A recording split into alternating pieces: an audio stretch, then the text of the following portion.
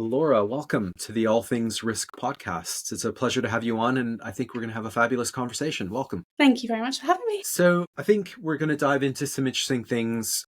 You have recently been all about taking some of your own risks associated with setting up your own firm, and I want to talk all about that. Before we do that, it'd be great if you could just give my listeners a little bit of an introduction, a sense of who you are, what you do. Yeah, absolutely. So I'm Laura Fox. I am a mum of two beautiful little girls. I've just moved back to London after living on the Isle of Man for 8 years. I was deeply involved in the offshore industry. And I started my career actually as a biomedical scientist. So I started very much in real lab type science and very quickly realised, unfortunately, that I really liked people. So ended up falling into financial services by taking a call centre role of all things in what was then known as Scandia, and just hadn't really left financial services since. So I absolutely adored it. I loved speaking to clients, trained up as a financial advisor.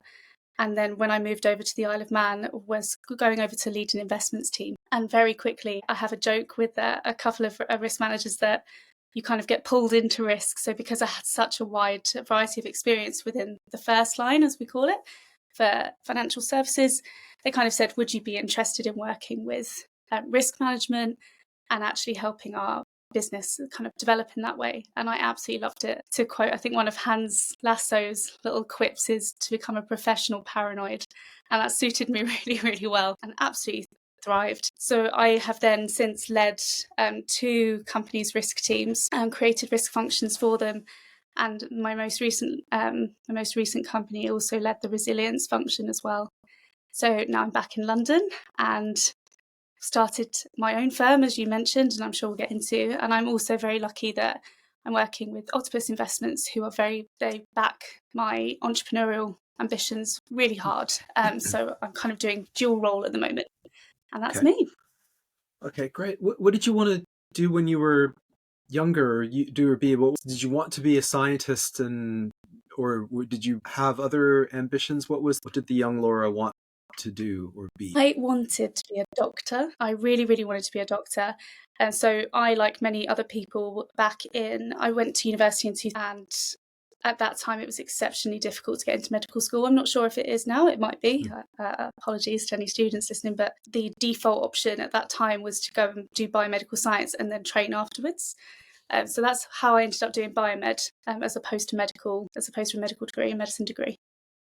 I'm glad I didn't actually, because I think knowing who I am now, I would really not do well if I thought I'd done something wrong and somebody had actually been hurt or harmed as a result of a mistake. We see people make mistakes all the time, right? And just knowing that happens, but knowing somebody could actually be harmed, I don't think I personally would have been able to deal with that well. That's not my character. So I'm quite glad I didn't end up as a doctor. Yeah, that makes sense. Although perhaps the medical profession could do with more people-focused doctors as well, but I'm sure that all they the ones are I out know there. are really nice. Yeah. So, okay, that's interesting. Did you know that this thing called risk management was a field or a thing? Presumably not when you started working. No, I think when I applied for the job as well, I had no idea about what a control was. I'd never come across that when I was working in the business, which probably says something about the risk culture. But you had no concept really of 3 lines of defence or a 3 lines model. I knew that auditors were scary. I'd heard about auditors, stay away from them. And for me, risk was something that you did on a sheet of paper as a risk assessment when you were going to go off and do something scary, or bureaucrats told you needed to go and do it, or the red tape said you needed to conduct some sort of exercise before you did something fun. That to me was what risk was. I'd never actually heard of it. Aside from actually being asked, would you mind going and doing this thing? Which is a shame, really, because I think it's actually quite a cool profession. Yeah, let's talk about why. I mean, what's interesting about? First of all, let's talk about what do you think it is, or how do you explain it to people who don't know what it is, or maybe have some misconceptions about it? Well, without getting into the hugely academic argument, I know we had a chat about this only relatively recently. About the definition of risk and what risk management actually is. If I was to keep it really simple, I quite like the ISO guide kind of quip about, you create and protect value. That's what risk management does. And I think in a nutshell, it's how do we help people make better decisions, right?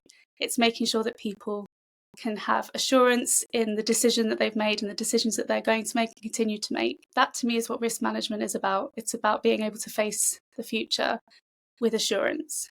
Not certainty, and we can't offer that. We're not crystal ball wielders, but it's with assurance and knowing that you've done your due diligence and the best that you can. It's looking forward with confidence. And that's what I love doing with my leaders and the people that I'm privileged to work with. Cool. So I'm thinking about listeners who may not be in this sort of profession, and think that it's a little bit of it's still, I get a lot of people who still, try, you explain it or explain what I used to do. I don't do it. I don't do what you do any longer, but it's hard to explain. They don't get it. They just, it's like, oh, so how do you, like, first of all, how in the world do you manage all of these things that could go wrong? How in the world could you possibly do that? And you mentioned not having a crystal ball. I had that conversation many times where I've had to say, well, if I had a crystal ball, I probably wouldn't be working anymore. So no, I don't have that. You'd be down with the bookies. Yeah. And similarly, the others who think it's a specific thing about maybe insurance or security or, I don't know, something along those lines. Like, how do you explain to your children, for example, what it is you do? So to them, I literally use it's so with the girls, I help people make good choices. So I'm not making the choice. I'm not managing their risk. If we wanted to then change that into the academic again, I'm not managing the risk for them, which is a bit, I think it's a shame we're called risk managers, where maybe that's something we discuss. I'd be really interested to know what you think a better term for us would be. And I know that's an ongoing conversation, but we help people make better choices. And especially with Skylar, when you tell them off, like, that was a bad choice, you had a bad consequence. We both know that that's not necessarily the indicator of whether a choice was good or bad and the outcome. But that's how I explain it to them. I mean, I did an interesting little video with them recently, and just sort of very innocently asked, what they thought risk was. And it was a bit cheeky because there had been this academic conversation online about the definition of the term risk from risk managers that I very much respect and love to follow. And they were all right in their own way. But what I find really interesting is when I'm actually sitting down, as you say, with the people that you're supposed to be helping and assisting, they're not really interested in the academic ins and outs of what risk could be and how much of it's opportunity and upside and downside. They just want to wake up in the morning or be able to go to sleep at night knowing that things are fine, or that they've done as much as they can, or that they've made decisions with the best available knowledge to them. They just want to do their jobs properly. And that's what we help them do. We sit down, we're that second pair of eyes that says, look, we're looking across the entire portfolio, we're that second line view, oversight and challenge. We're going to help you make that decision better. We're going to make sure you get the information that you need in order to make a decision. We're going to present that in a way that means that you can make that decision better. We're not going to make that decision. We're not managing it. We're not deploying the resource, but we're ensuring that you have what you need and telling you, like, these are the sorts of things that you might want to consider and why. That's our job. Is we assist leaders in making sure that they have safe businesses and can achieve their objectives. Yeah, it's a great definition. A few years ago on this podcast, I interviewed a gentleman by the name of Casper Craven. And he and his family decided to sail around the world with their 2 children. And I remember this conversation quite well because they said to all their friends that they sort of wanted to do this. And then all of their friends and family started to raise objections or, challenges. So what about the kids' schooling? Or what if someone gets sick? Or these kinds of things about food. What if you get stuck in a storm? Or this kind of a thing. And he basically took an approach that's a pretty decent risk management approach, where he said, I didn't ignore any of these things. I kind of made a note of all of them.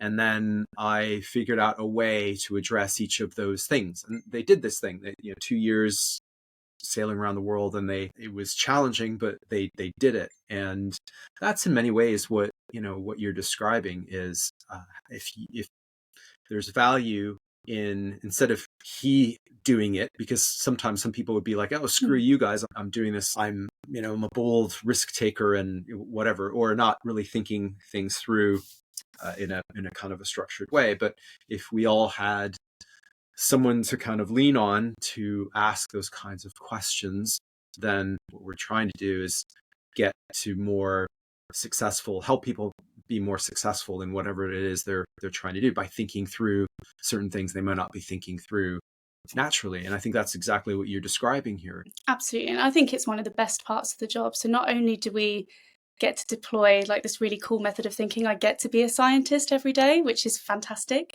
But I get to work with some really interesting minds, some incredible people, some creatives. And actually, since starting this business and starting to network with people and meet other business owners, it's just been the most incredible source of creativity and motivation, really, to hear what other people are doing. I think the role that we have in the business is so unique, to kind of be that challenge, to be that help. It's just fascinating. I feel like it's self-fulfilling.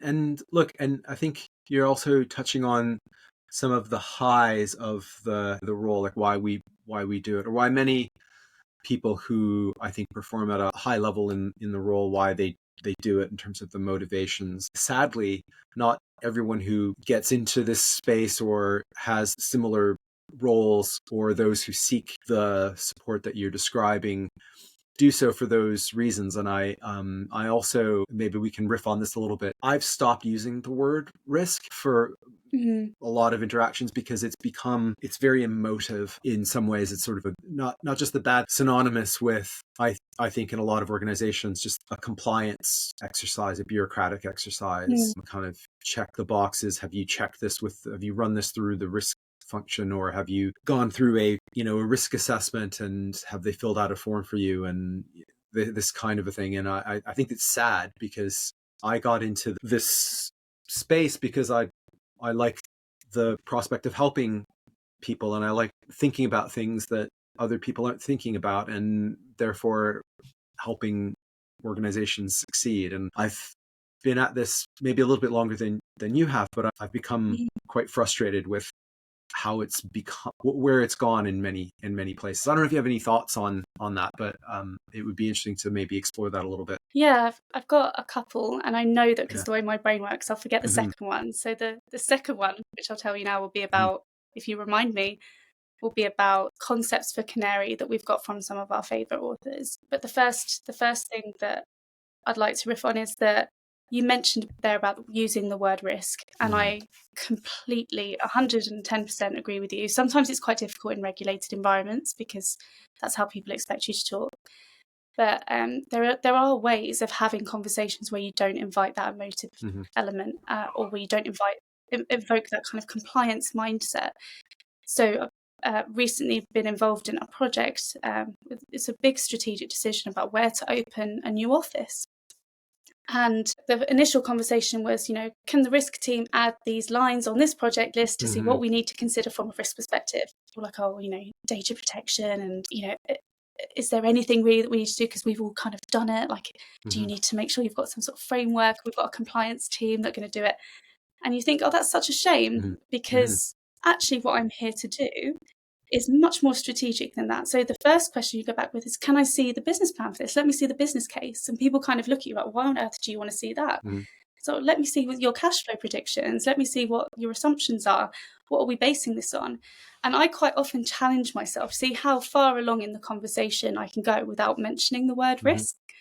So I would normally start a conversation with, so tell me about what you're trying to do. Tell me about it. Why what is it that you're trying to achieve?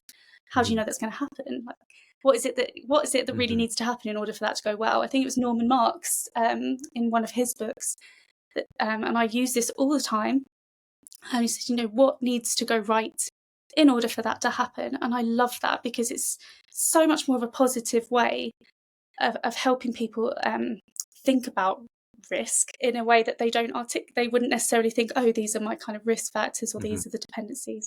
What I'm putting out in the background is, okay, these are the risks that I need to talk about. How do I work out how do we get to a stage where we can work out what the priorities are, or how to and prioritize these. But that's not what I'm asking them to do. That's why I'm the risk manager, and they're kind of giving me the information I'm helping.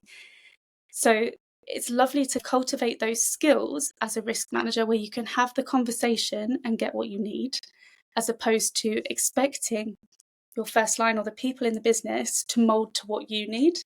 That's our job. We're here to kind of make their lives easier. We work together. So we kind of need to do that translation. I think we need to get a little bit better at going, this is the value that we're adding. And in terms of kind of that sadness of how our profession is viewed and how we deploy kind of our service, if you like, and just for any experiences, I'm talking more about a second line risk service here. Just to back up for a second, when you're talking about, so there are people who I have listened to the show who don't know what first or second line or third line or these things are, but when you talk about it, you're referring to the people who actually, first line being the people who actually own the decision or the outcome or the whatever the thing. They do the doing. Yeah. And second line are the people like you who are like advising those people. Yeah, I think the traditional thing is that you kind of oversight and challenge. Yes. And then the third line is internal audit. So they're very removed. So, but first and second line, if you imagine us like two sides of the same coin, and I think sometimes people forget in the second line that we are part of the same coin. It's not separate currency. We're all in this together. And in fact, internal audit are in it together as well. They've just got a different way. They're kind of in the same wallet, but they're not the same coin. But so from a second line perspective, it's very much, we're still in the business. We're still very much invested in making sure that the doing gets done, but we're not doing it. If that helps. Yep. Okay. So I think sometimes we're seen as an extension of the compliance department for that reason. And this isn't a diss on compliance, by the way. It's an extremely difficult job, an extremely difficult discipline. But what we don't want to be in risk is almost seen as business prevention, and neither should compliance, but sometimes they have to have that role. The authors that I've been really privileged to read, and some of them, I would say about 4 books, have really shaped the type of risk management that I would like to do at Canary, and what I think a true second line risk management should do. And it's not very risk centric, if you like. What are some of those authors? Who are they? So my top one, I suppose, she's probably most relevant to this conversation, is Michelle Booker.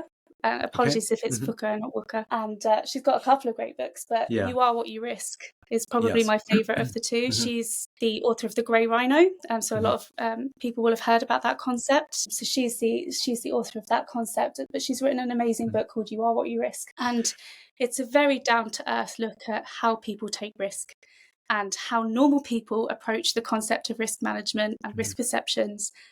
And at the end of the day, we like to remind ourselves, and the people that I work with that want to join my company, I want people that understand that we're talking to normal people, we're not speaking to risk managers, and they need to be able to do that translation.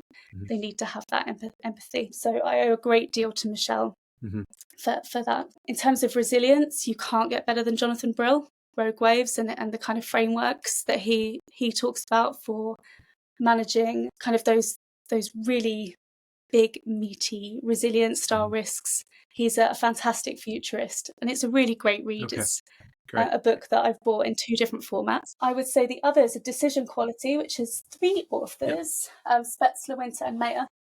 Great book. You'll probably be aware of it as a decision scientist. And then probably Doug Hubbard, I owe a huge amount to. And again, this is not a risk management book as such. He has written books on risk management. They're excellent.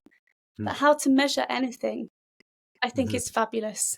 Just from it's not a behavioural science book, but when you actually think about how you would apply that in terms of when you're actually dealing with real people and you're kind of delivering your service, Doug's books are fantastic. And again, a huge tip of the hat to Doug for those.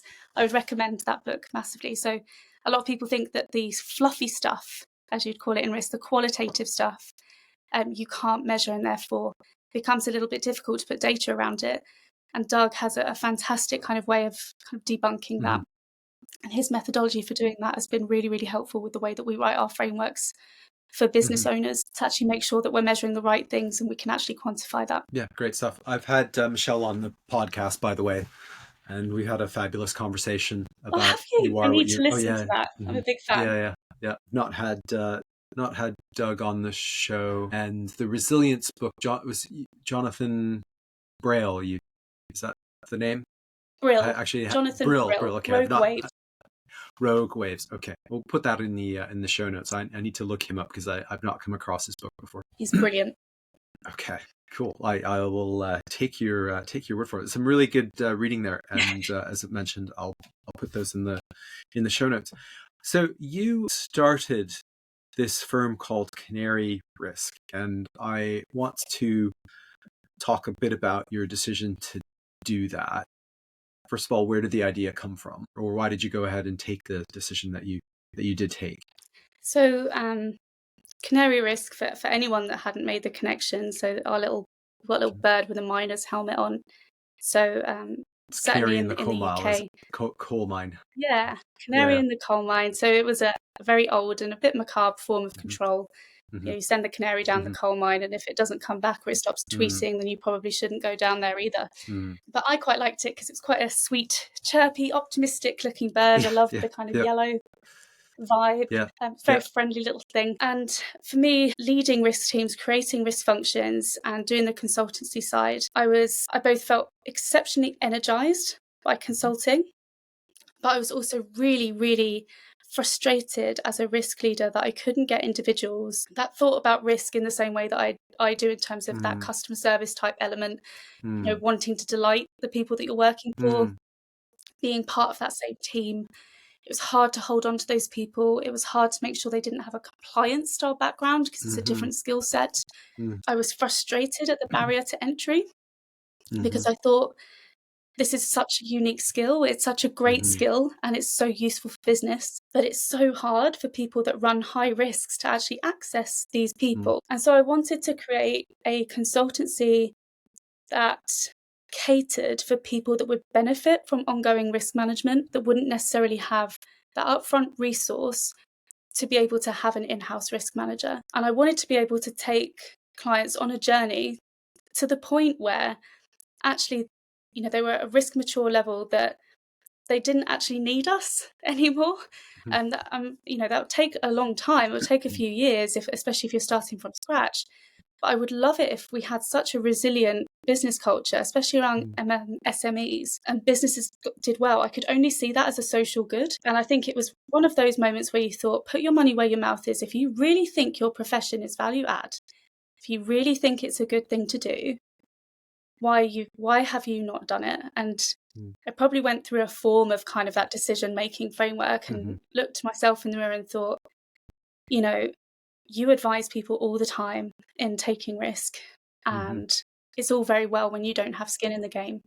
So you've done your analysis, you can see it's a good idea on paper. It just has to be you now that kind of coughs up the cash, invests the time, all of those things that go with creating a new business, that you're going to do it.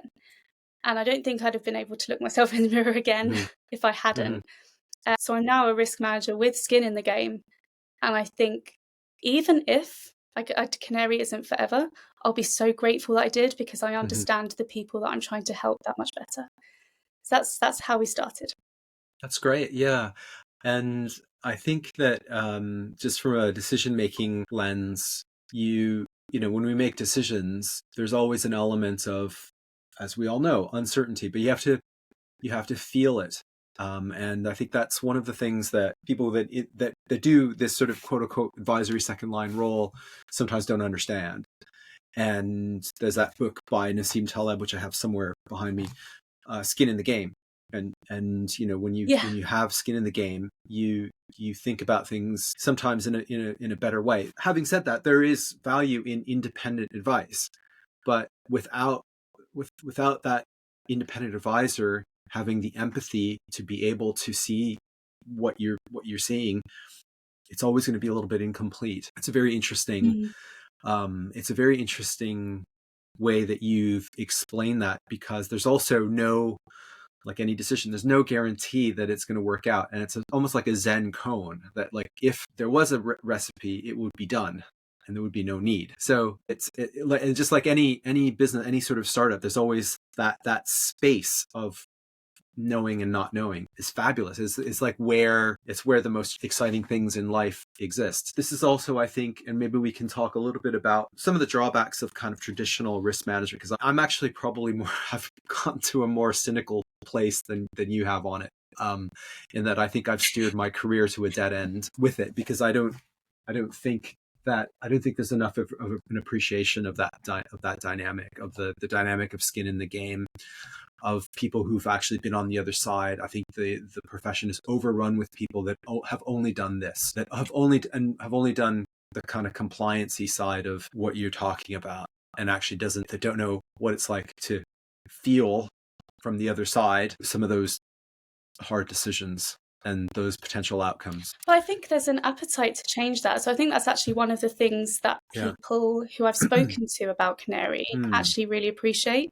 Is I'm someone that's walking the walk as well as talking the talk. And I think that will only grow as I get more experienced and I work with more people. And I think that if you're not comfortable, or if you're unable to cross that threshold of effort, and I think this is one of the key things, isn't it, in decision-making frameworks, is that kind of, are you willing to actually take action?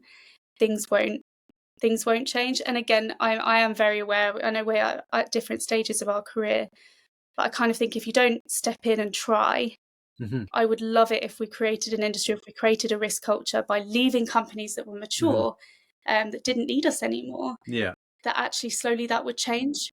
Maybe that's exceptionally optimistic, and I'm sure that some people have choked into their tea listening to that, but you can try, right?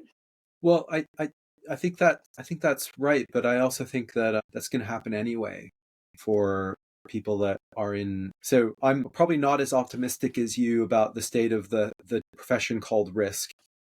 I think it's I think it's in a place where it is going to start to contract as a thing.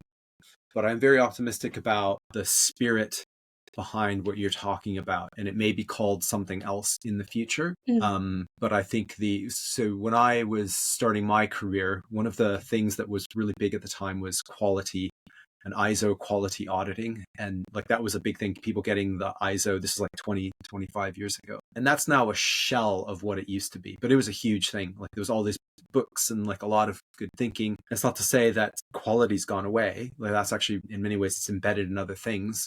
But that space called, this formal thing called quality auditing or whatever, is nothing like it used to be. And I think that that's where this profession is going to go.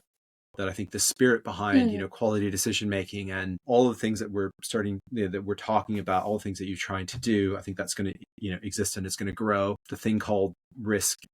This is my own take, by the way, but the thing that's called risk is going to, it's going to be a little R, not a big R, and it's going to be a thing that ticks the box, and that's fine. People will tick the box, and there'll be people that are happy doing that, but it's going to be a shell of what it is currently. Yeah, but I think in some ways, for some aspects of what we have in our profession, I think that's a good thing. I think both you and I know Christian, or are aware of Christian Hunt, fantastic, another fantastic author, but that performative side of what we do, that theatre, risk theatre. So the stupid, I know you've had Sabrina on, but risk matrices and data that's just produced for data's sake, risk packs that are hundreds of pages long, and you sit down and you kind of apply the so what test at the end, and you think, what on earth what value did anyone get out of that? I don't mind if it's like that, die. I think that's good. But I agree with you. I think it'll probably be called something different. I mean, what would you, out of interest, what would you call it? What would you hope for I think it it's to just be? decision quality. I think it's decision quality or decision making. I mean, and that's why I've started the decision making studios, because I want to embody what I want. When I got into this field, what I think it ought to be. But I'm making maybe much more of a conscious effort to not use the R word and just show and just do, as opposed to call it a thing. And it's a space that gets in its own way too much as well. In that, that I think some of these academic sort of debates about definitions of risk, like it's just like we're not helping anybody, guys. Like we're just, we need to stop. Although it's interesting, it can be interesting. I think sometimes, so you've got that, and then you've got a whole bunch of people that really need this and really need something like this, and some of them are kind of dying for help, right? And they're not getting it from the formal profession. I'd be really interested to hear, actually, given your previous experience.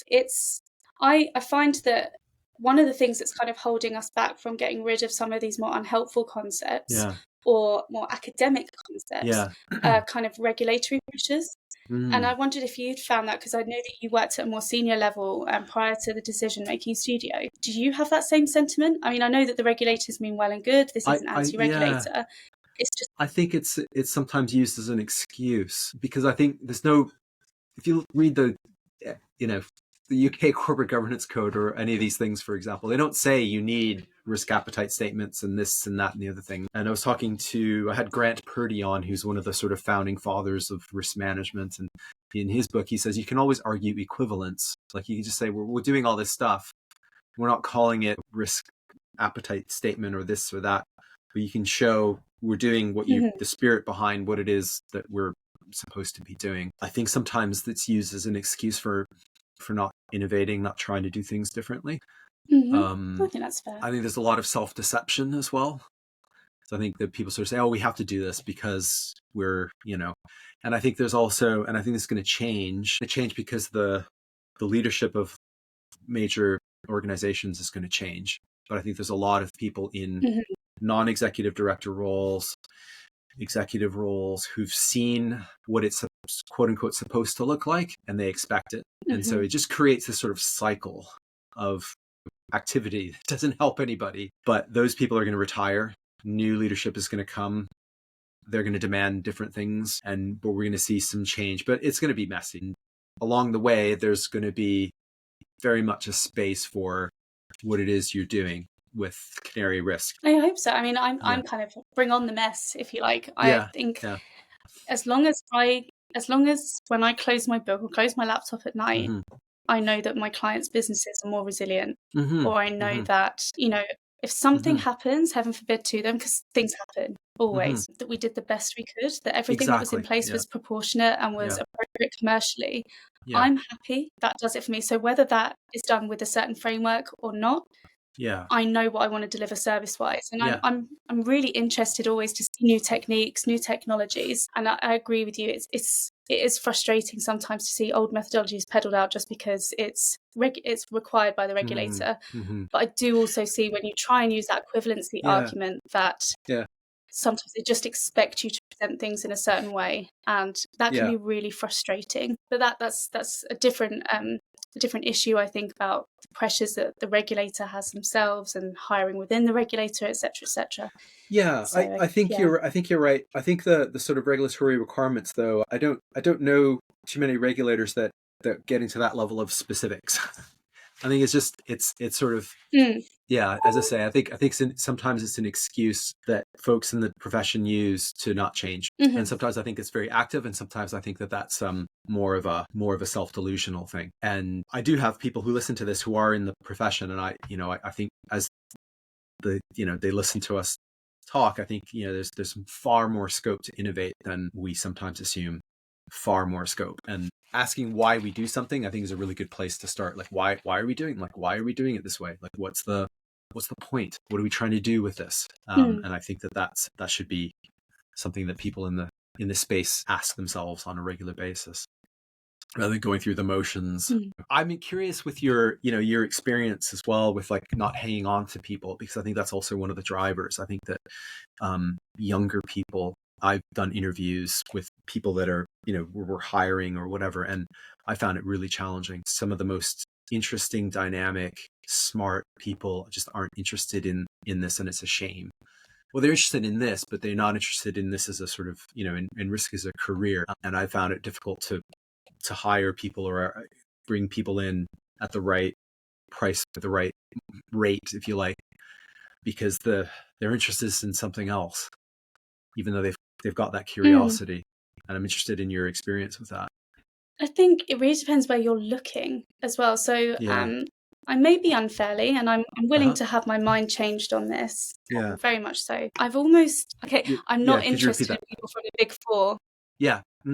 Because that's not the style of, I'm going to just say, help that I want my companies to have, that I want my clients to have. And I'm going to use the word help because yes, we're doing a consultancy type service, but we should see ourselves as part of their team. So I don't like consultancy because it feels a little bit too removed. So when you're Yeah. working on the outsource risk function, it needs to be very much you're on the same team. Like, how do you Yeah. help? How do you win as a Yeah. team? How do you collaborate rather than consult into and tell onto?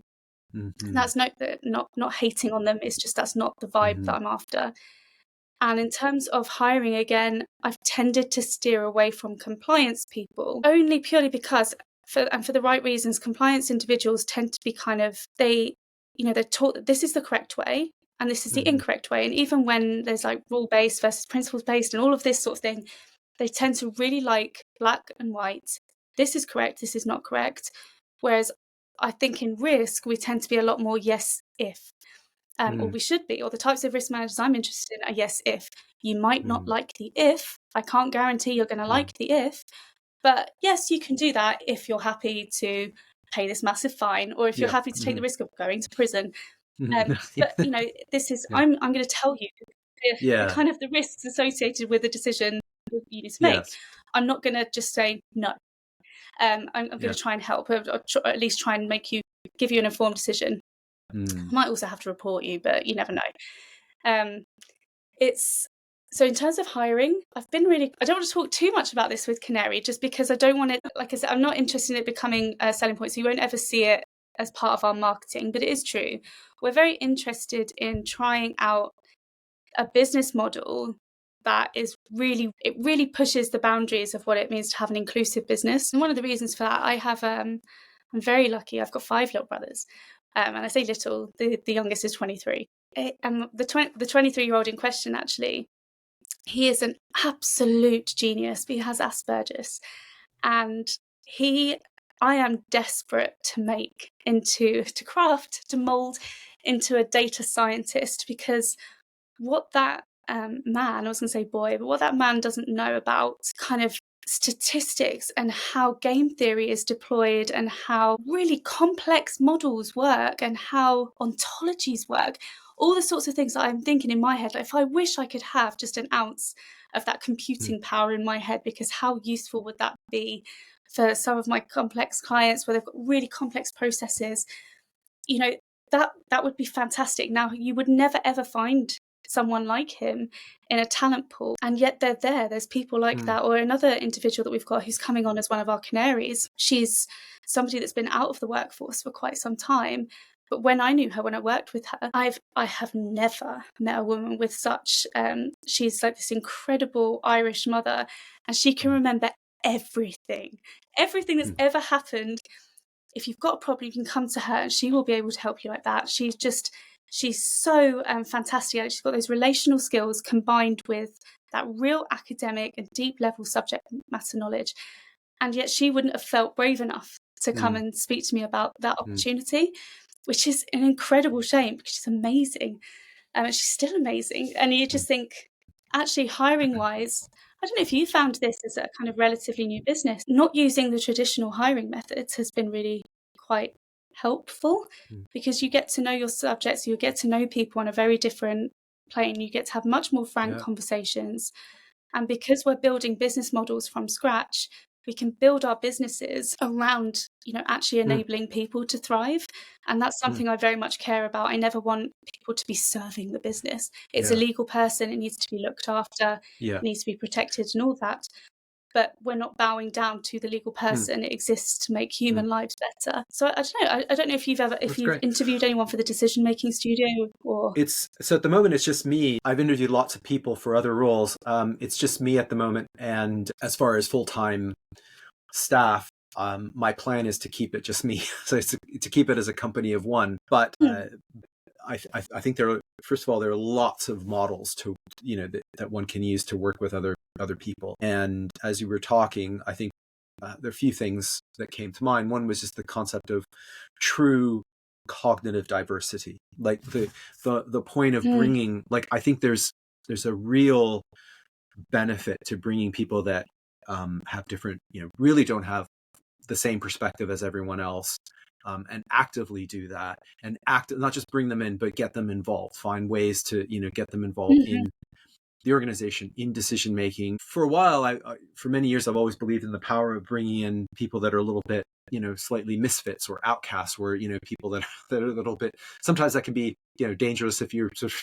that's the only thing that you're bringing, that they bring to the table. People that are a little bit, that bring a contrarian viewpoint, I think actively also bringing in dissent as well as it can be useful. And so the loads of things that I think we're talking about more than just that. But I think hiring processes are broken in many places because it should be about how you can get the best of people. And I love how you threw in one of my canaries. I love that concept of like just bringing in people who are a little, can bring something different to the table. I think that's so valuable. And as you say, hiring is so fundamentally broken on both sides of the ledger. Yeah, it should be like dating. It should be sort of like, are we a fit, rather than the assumption is that you would want to work here, right? And it's so fundamentally broken in a lot of places that I think there are lots of different ways to engage and bring people in. And I think it's a problem. I think it's getting the right team is certainly not easy, but I think organizations make it difficult for themselves. So lots of thoughts on it. But where I was coming from originally with the question is that I just think that the talent that we need in this space isn't interested in this space, just generally speaking. And I think not in the that's formal, really interesting, not in the formal sort of space. So when I'm thinking about like hiring someone who wants to be, hiring someone, my old role, we've had, vacancies for people in the risk function and the risk management team. And it's hard to find the right talent. The people that you want to hire. Do you think we focus on the wrong skill? I'm not sure that we focus on the wrong skills. I just think that people who, well, I know in my case that the people that you'd want to hire or want to keep, there are better opportunities for them. Because the role, the role that you want it to be, it's not what it is, and the compensation that's often available is not. I just think that. So one of my hypotheses is that this formal thing called traditional risk management is going to kind of collapse, because I don't think that the young talent that needs to get into the profession, I don't think they're going to be interested in it. I think you're going to be left with box tickers. That's my cynical sort of, it's a hypothesis, because I think there are far more interesting roles where you can apply these skills around decision making, around uncertainty, around healthy challenge, around actually doing exciting things. There's so many other interesting ways to apply those skills, and it's a shame, but I think in a decade's time, this is going to be a very different profession. It's going to be a bunch of box tickers. I agree.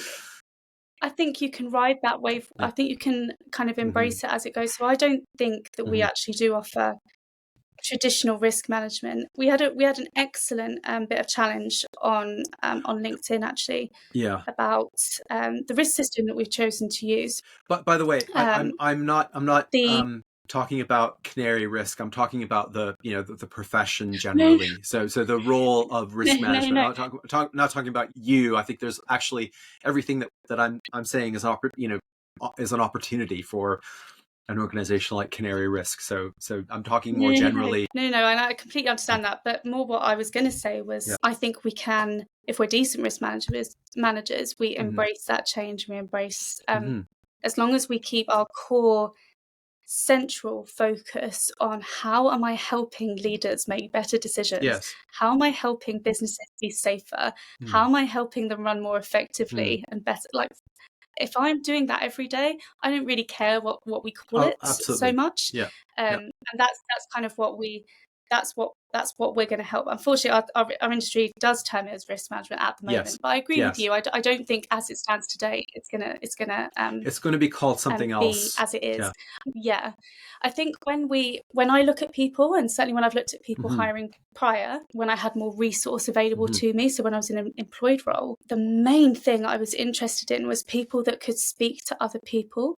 I needed people that were able to build relationships with stakeholders, that could engender trust, that could that people felt comfortable going to when something had gone wrong and they needed support. What I didn't need was these like suited academics Mm-hmm. that would look down their nose and go, oh, Mm-hmm. I didn't want there to be Yeah. this divide. You needed somebody that was on your side. Mm-hmm. So to me, I looked for people with customer service experience. Mm-hmm. I looked with people that had a bit of nous, people that were good at asking questions, Mm-hmm. that liked talking to people, that wanted to build relationships Mm-hmm. and could do that well, that weren't awkward at interview. I've never ever discriminated based on university degree type Yeah. or academic level. I The think only that's a big reason I've asked problem. for Yeah. academics, Yeah. yeah, it's purely because there is a certain level of knowledge you need to be able to get Mm. to and a certain level of critical thinking. But Mm-hmm. that's not necessarily best tested by some of the Mm-hmm. kind of educational frameworks that we have, certainly in this country. But so I've much more been interested in character. Mm. You can't train character, and I'm Canaries wise, people wouldn't be able to work for me if they weren't absolutely focused on delighting the client. Mm. That doesn't mean always doing, what they say, but Yeah. delighting, providing a great service. Yeah. Sometimes it's going to be telling them things that they don't like. Yeah. So they need to have a strength of character. Yeah. It's really hard to hire for character. Mm. So I think, again, that's why we're in that nice position as Mm. startups where you're having these conversations all the time. Yeah. You're not removed from the process, and you can have that kind of those conversations a bit more one-on-one. Yeah. I love that. Yeah. And I think there is a challenge in the sort of Big Four, Oxbridge kind of a thing at times. Not to say that you could hire someone who has some of that background, but I think No. you're quite limited. I remember when I was a management consultant, I got a random call from a recruiter. Some other consultancy was recruiting people from my consultancy. I was working at Accenture at the time, and they said that they're looking for people that have 7 to 10 years of experience, no less, no more, who've only worked at these kinds of places, and that's who they're interviewing. And it's just like, I don't want to work for a bunch of clones, and I don't really understand how that adds much value to a client if you're just bringing clones of copies of a copy of a copy of a professional. And what that does also, I think a lot of professionals give up a little bit of who they are in their careers to try and fit in, and that can be damaging, because you probably do have some experience that other people don't have that could be very valuable to a particular perspective on a client as well. So I think you're hitting Huge. on something that's Huge. very, very useful. But I think so. For example, I've got somebody that again will probably be joining us, who's an ex-prison officer. Now, again, Mm. not someone that you would think, oh, risk manager, that's where they could fit in. Mm-hmm. But this individual, excellent at having crisis conversations. They Sure. can calm the situation down Sure.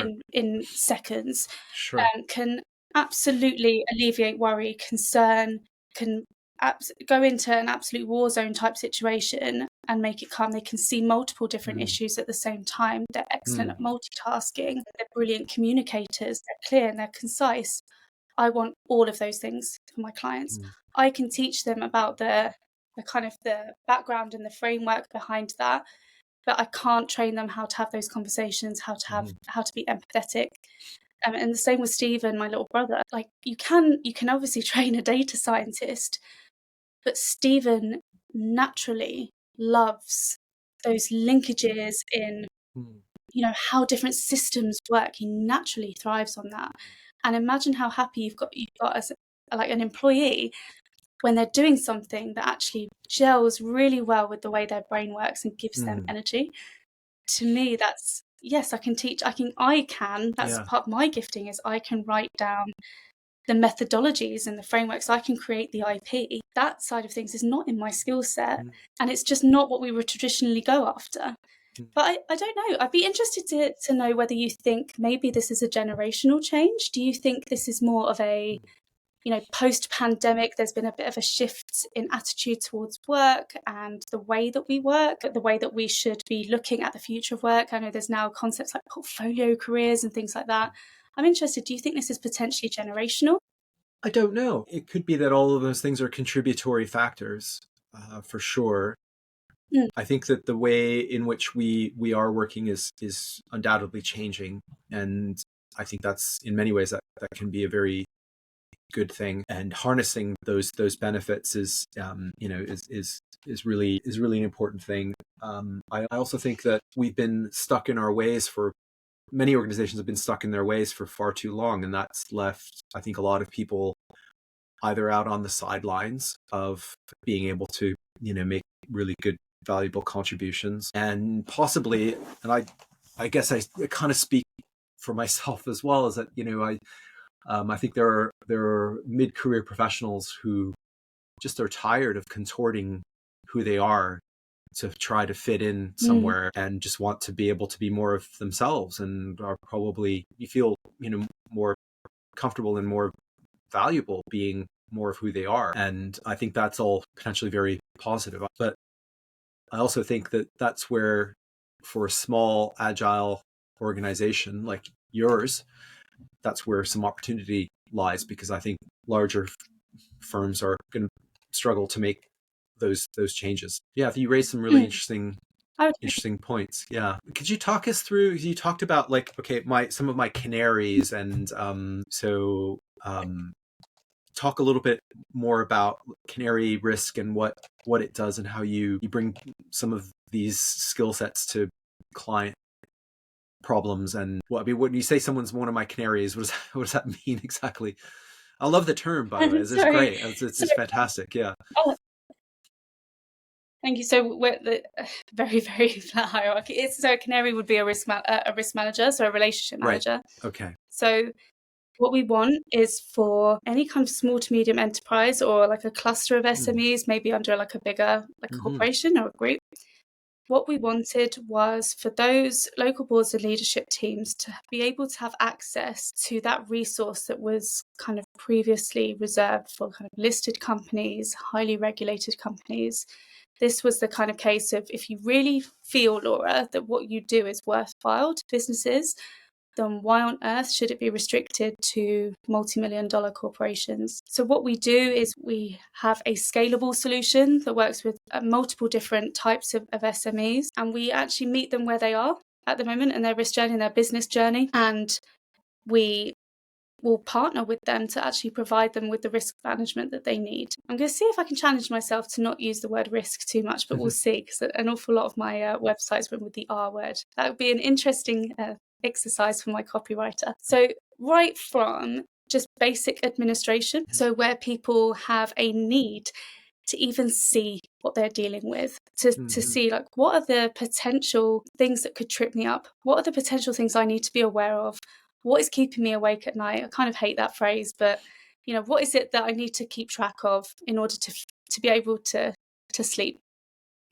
We can do that. We can actually provide a system. You get a system standard, because we don't believe in tracking it in spreadsheets. We think that's quite inherently high risk. Sorry to use the R word. But so we, leading by example, we've partnered with Smart to make sure that everybody gets the system as a standard. So we would make sure that we come along and go, right, let's make sure that you can consistently track this. We're going to sit down with you every week. We'll provide that stakeholder engagement. We'll chat to people.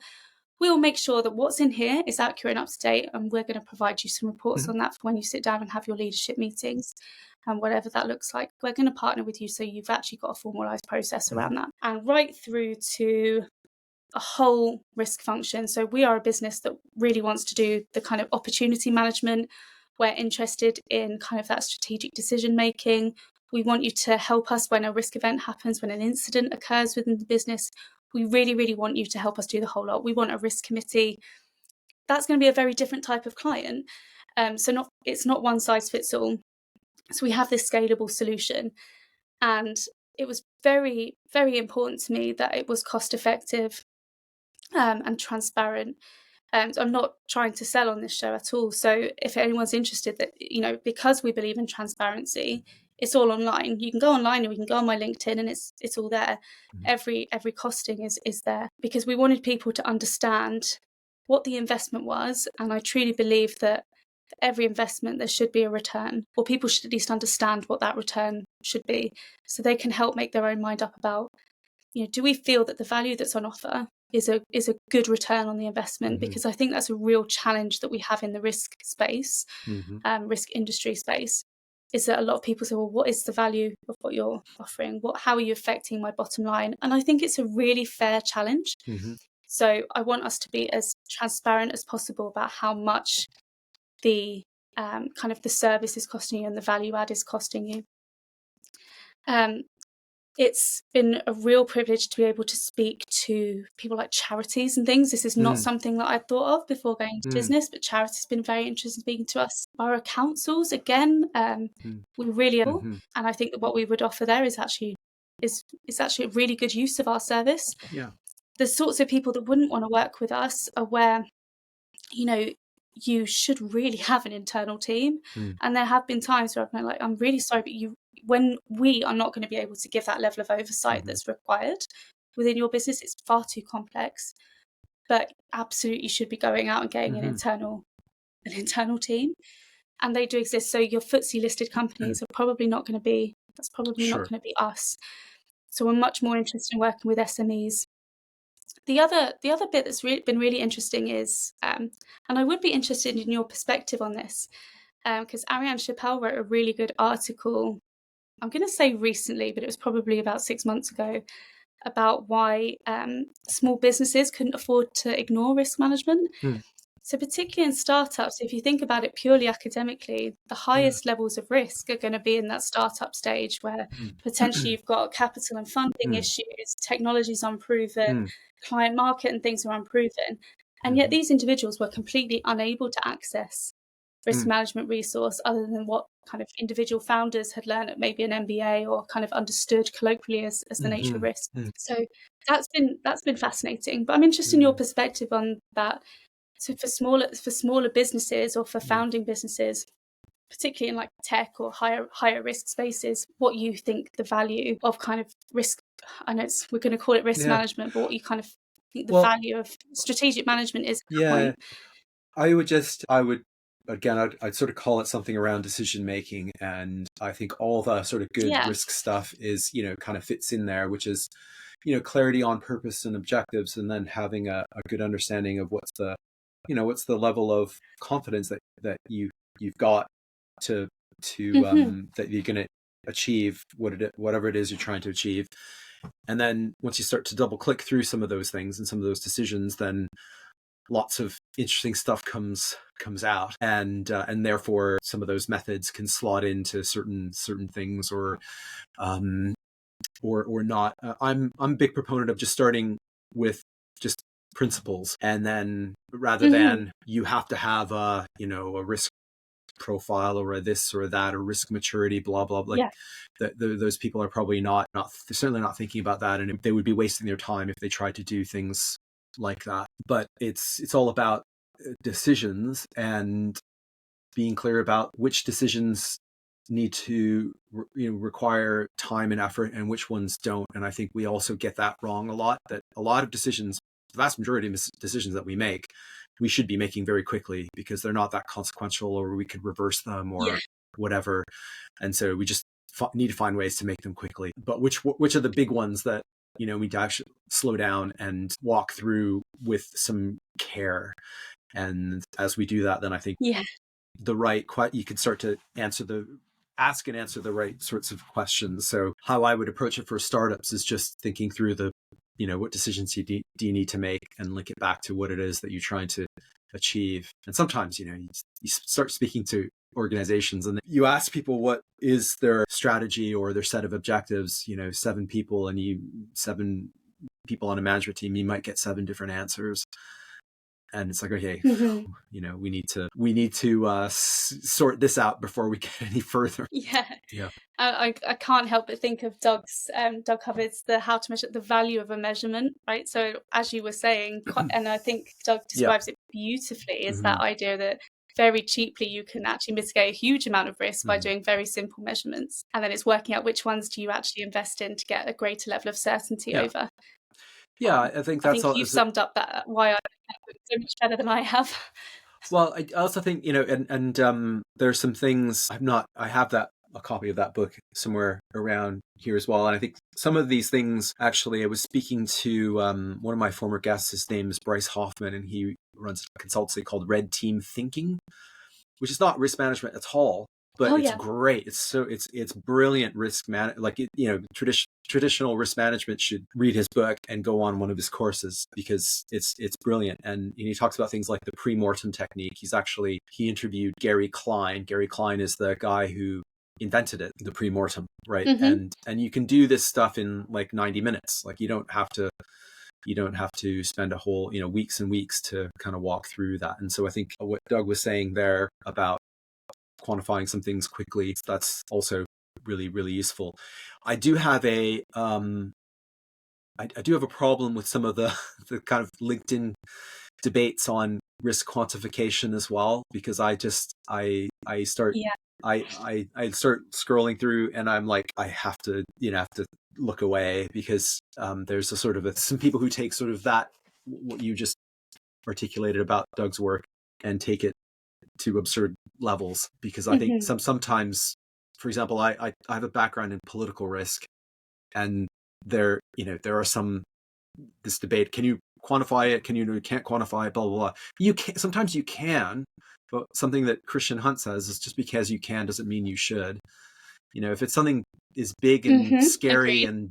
and bad, and you need to do something about it, you don't need to spend loads of time quantifying it.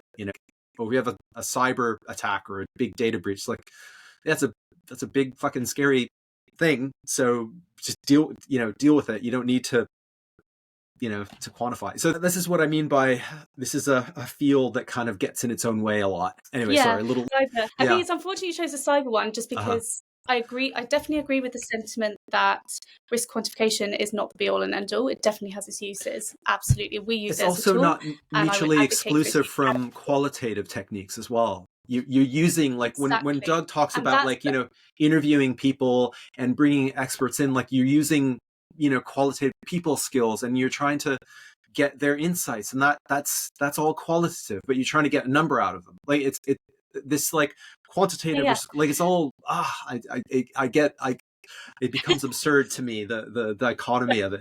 I think I really don't think there needs to be this dichotomy. I think they Yeah. both have their own individual use cases, and I think best deployed together. I think the biggest thing for me when I was looking at quantitative, and I loved it, and cyber, I'll come back Mm-hmm. onto its use Mm-hmm. in cyber risk management.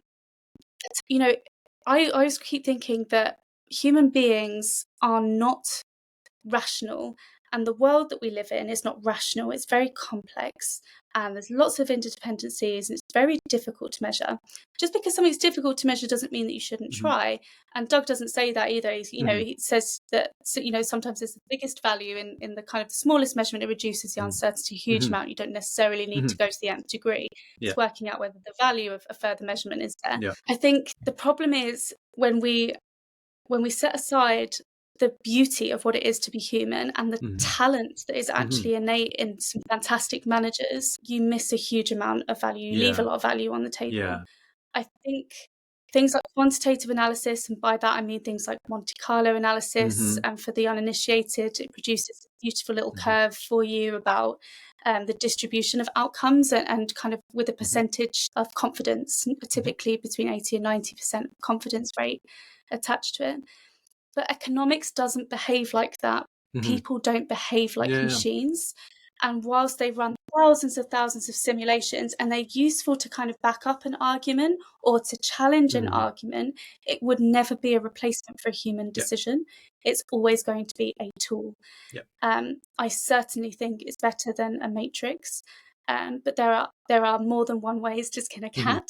Mm-hmm. And I think you just look at the success of people like Warren Buffett and Charlie Mm-hmm. Munger, and you think, I'm sure they didn't have Monte Carlo analyses to make every investment Yeah. decision. And in fact, when you look at kind of the LinkedIn style quotes about Warren Buffett, very Mm-hmm. little of it is actually about quantitatively Mm-hmm. how he assessed Yeah. potential investment opportunities. Now, that's not to say that he didn't use quantitative Yeah. analysis at Yeah. all with his Yeah. investment. I'm sure he did. But quite a lot of what he talks about is character and gut Mm-hmm. feel, and how he speaks to people and what he Mm-hmm. observes in individuals that we would typically say is qualitative. Mm-hmm. So I definitely think that there needs to be this mix. I, for one, really like quantitative risk management when we're talking about prioritization. Mm-hmm. I love tornado diagrams, for example, for showing a hierarchy of risk within any particular type of project or business objective. I think that's great. And I do like using Monte Carlo analysis to challenge my own inherent human biases on things. It's brilliantly useful for that. With cyber, it has this unique, I don't know if it's unique, I'd be interested to see whether you think it is, but certainly within my areas of practice so far, it almost has this unique gift of when we use things like the FAIR methodology, FAIR, I have found it incredibly useful for actually quantifying what we mean by cyber or information security risk, because otherwise it feels like this horribly terrifying black demon in the room that you can't see, you can't feel, you can't touch, but you know it's there. What's been really helpful is to say, with 90% confidence, you could lose between X and Y. This control costs A, and if you put that in, it reduces that risk tolerance, that kind of swing, if you like, by this much. Therefore, it's a worthwhile investment, or therefore we feel it's a worthwhile investment. That has been exceptionally useful, because I do witness CIOs, CISOs in the room, and they feel like they're screaming into the void because they're constantly asking for more money. And the CEO is almost rightly asking, well, is this going to remove the risk? And he can't ever say yes. So it's really nice to be able to quantify that risk reduction. So it's quite nice in that sense for cyber risk. Yeah, what I was getting more at is that there are some areas that are just big that you don't need to quantify it to the last whatever £1,000 or what have you, and it doesn't have to be cyber; it can be something else. So I do think that all those tools you describe are valuable. The other thing you mentioned, bringing in chief security officers and information security officers into the room, I think something that this is a decision quality thing, because I think often when decisions are made, those people with those expertise, that type of expertise, often aren't in the room, and projects get investment decisions get made, projects get approved, funded, and some of those pieces are not are not considered. And one of my bugbears is project risk management, because it's risk management. Well, it's not just project, because so they should just call it putting the toothpaste back in the tube, because once you've designed the project and you've set the targets, the budget, the time frames, and you haven't thought about the feasibility of those things, these people are they're not in a you're actually setting them up to fail, and that's where a lot of poor decision making occurs, is in making approving budgets, approving projects, approving investments, and then later figuring out how we're going to deal with all these risks. It's a huge problem. And I had on this show Dr. Bent Fluebior, who is a world mega project expert, and he keeps a big database of the world's largest big projects, and less than 1% of the world's largest projects hit time, budget, and benefits. And why we continue to put up with it is absurd. Sorry, I'm going on a rant here, but I've seen it in organizations that it's like, get these people in the room when the decisions are made, and you'll sort this stuff out, not afterwards. And that's a problem I have with project risk management. Yeah, I mean, half of the issue, I think we briefly mentioned this when we went out for coffee last, is that half of these issues could be solved either with an actually well-defined strategy that had been tested and peer tested and with the rest of the board, or a business case that had actually been well articulated. Because the amount of times I think, most of the, when we think we're making decisions, a lot of this should be in the business case, is my kind of gut feel. And I feel like a lot of the risk management should have been done at that stage. Exactly. Before you make the decision. And I would just add not just business case, but business cases.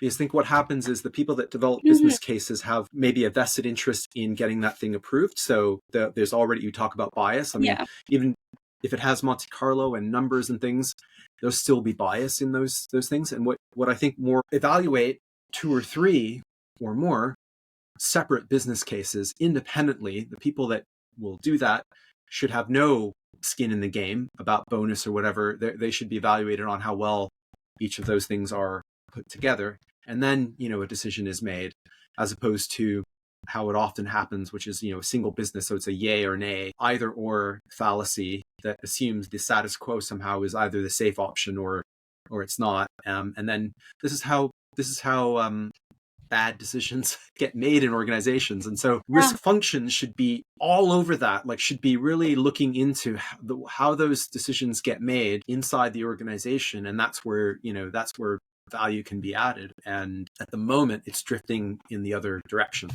drifting away from that. Let's get Yeah. further away from where the action is, quote unquote. And that's why I Yeah. think it's as a discipline, it's not on a good path, which is, I think, the I opportunity think it was a really good for point you made in that. guys.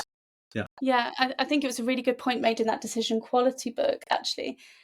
Something that certainly stuck with me was that it should never be about the person presenting the business Mm-hmm. case. Mm-hmm. It should, because some people naturally are more charismatic, Yeah. they're able to deliver. It should be able to be taken on its own merit and assessed the same way as anything else. So Yeah. again, It when I should. talk about how Yeah. that Yeah. Canary, how do we Mm-hmm. present information that it stands on Yeah. its own? Well, it should be on its own merit, but then relative to what else could you do as well. So it's Of not course, yeah. just, it's, Yeah, yeah. what relative to, like, what else could we do? How else could we achieve whatever it is we're trying to achieve? Yeah. Have we That's unexplored, that yeah, that's a key, yeah, so I was yeah, just gonna say that's a key yeah, part of decision making, isn't yeah, it? Otherwise there's no decision to be made. yeah, If it's you make this one or not, that's not a yeah, decision. yeah, That's kind of, if you're forced, then that's not great.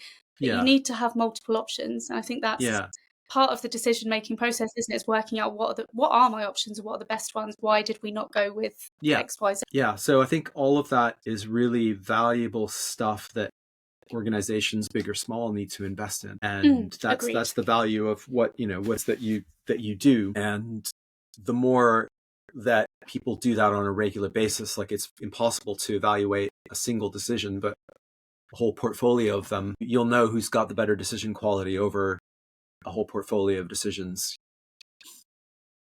Yeah, It becomes apparent, agreed. right? And that's where I think it needs to, this whole profession needs to go. And that's why I like what you're doing, because you're moving things in that direction. Yeah, the trend is in the opposite, which is, it is what it is. Yeah. So It is what I'm it is. just Well, we'll conscious of, hope to have some delightful time to think about for it. yeah, I'm just conscious of time. You mentioned Canary clinics. What are Canary clinics? Oh, Canary Clinics. So Canary Clinics. So again, because I really want to help SMEs Mm-hmm. and I really want to work with people that wouldn't otherwise be able to access risk management and that kind of strategic thinking. That also extends to people that wouldn't be able to afford us as a service. Mm-hmm. I'm cognizant that that's very much a reality, but I am passionate about sustainable business. I'm passionate about, this country's businesses doing well. Mm-hmm. So what I want to do is have a quarterly, almost community risk committee. Mm-hmm. So for those that have never had the joy of being in a risk committee, it's an opportunity to kind of Yeah. share Yeah. what we think is coming down the line, what the particular issues or hazards might be, what the opportunity is, how might we deal with those. Mm. So it's providing that network for entrepreneurs, business owners, small to medium enterprises to come along and learn together hear from each other, hear about what everybody else is experiencing, and also get guidance from subject matter experts like myself. And we've got guests that will join us. I'm hoping you will be able to join us, for example, and actually help those individuals walk through how they've made their decisions, how they understand, what their certainty levels are over that. Have they even defined their objectives well? And just do that kind of basic level. Let's help you through that. And on a quarterly basis, they can help move through. So typically we would have risk committees with larger businesses on a quarterly basis. So I also wanted to make sure Canary Clinics ran quarterly, so you could have that quarterly touch point with other people and just discuss what's going on. How are other people dealing with supply chain risks? How are other people feeling about this interest rate rise or interest rate freeze, or, etc., etc. We can facilitate that conversation in the way that we would do in these larger organisations. And so that's what we're doing with Canary Clinics. So it's completely free. It always will be. It will run quarterly. All of the material gets provided for you. You can print it, you can have it on your screen, and you literally just sign up by Eventbrite. It's held virtually. It's done on a Friday, so if you work from home and you typically kind of want to work up from home on Friday, you can access it. And that's why we've designed it the way it is. So that's us. Fantastic. And lastly, I did want to just touch on how, like, what was the hardest thing for you about setting up or deciding to set up Canary Risk, and how did you deal with that? Like, what was the biggest decision-making challenge for you, and how did you address it? I'm going to go with the real one as Yeah. opposed to Okay. maybe a more business-friendly one. Uh, The real one has been moving away from my kids. mm, So my children are on the Isle of Man. mm, They live with my ex-husband, who's wonderful. He's a fantastic dad, and it was mm, absolutely right that in order for the business to work, and in order for my family to benefit then from the business, it wasn't going to work on the Isle of Man. So there needed to be a kind of are you going to make that personal sacrifice? And it has been a sacrifice moving here.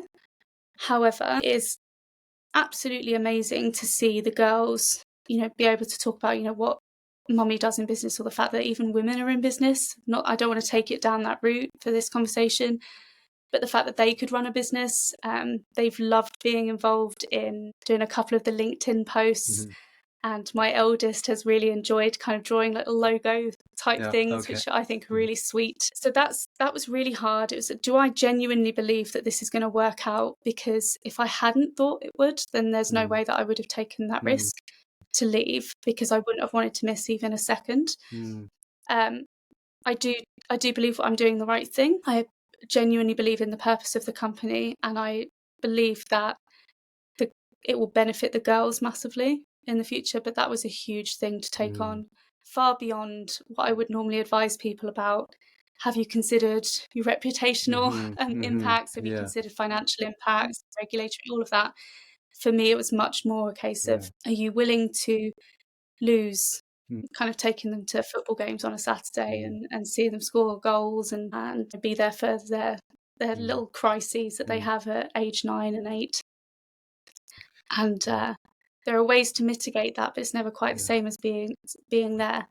So that's been hard, really Mm, hard. So I could have lied to you, but mm, I didn't. But I genuinely think it's the right thing to do in the long run. And it's having that longer term view of risk is really important. Short term risk management it's not as hard as longer term. mm, Having to think longer mm, term, having to think strategically, that is a skill set. mm. It's not comfortable, but that's why I love doing what I do. That is a gift I've got, and that's why I want to make sure I can do that for other people. I want to thank you for sharing that, and I think that's a good reminder that we make decisions as human beings, and that it always looks a little bit different for each of us, and that we need to be aware, and we need to do that work to understand what's important, and that will inform what's right for us, right? For everyone, that looks a little bit different. And sometimes Mhm. it's very easy for us, and certainly in this field, risk or decision science or whatever, to assume that, there's a quote unquote right answer. And there isn't always. We're human beings. So, and we're complex. And I love the LinkedIn post about with saving the dog with an umbrella. I'll put the link in the show notes. It was fabulous. Laura, thank you very much for taking time to chat. This has been fabulous, really wonderful conversation. Before we go, if people want to follow you, get involved in things like Canary Clinics, reach out, get some support from Canary Risk, what are the best ways to do that? So the best way to do that is either on Canary Risk. You can email me, Laura at Canary Risk, or connect with me on LinkedIn. I'm very, very active on LinkedIn. So it's just Laura Fox, and there's IRM cert afterwards. You can't miss me. Red hair, yellow blazer, Larry Canary, as my children like to call me. So you can't miss me at all. Please just send me a message. I'll be delighted to help. Thank you very much for taking the time to chat. Likewise, Ben, it's always lovely chatting.